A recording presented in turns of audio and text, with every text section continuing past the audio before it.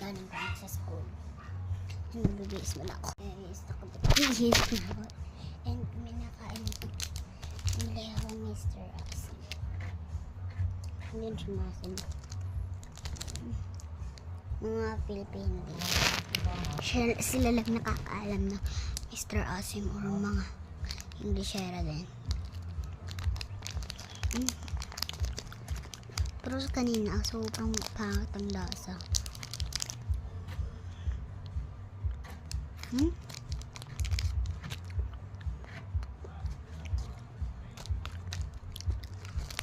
Kain pa tayo ng isa.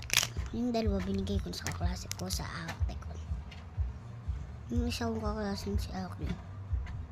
Tumili siya sa 5-4.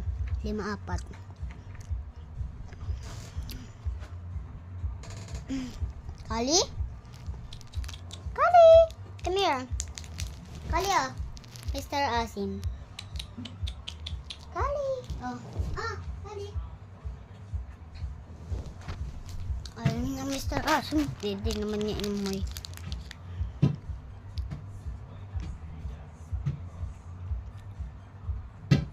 Yung isang mochi is yung nasa labas. Yung pinakabata sa ayop. Kasi lumaki lang siya. Yung isang matanda din. Mas matanda pa si Kali. Kasi sa pusa. Ang next ang namang nagagano is si Kali. Next si Yuki. Next sila Muning.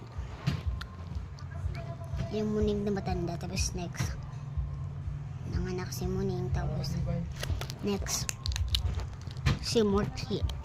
Malaki lang talaga yung Japanese.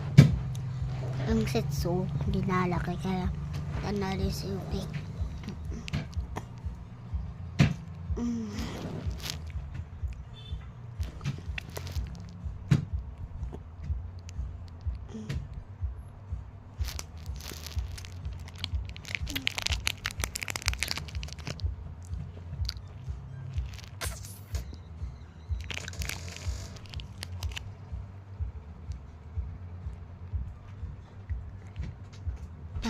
Pagkikita kailanman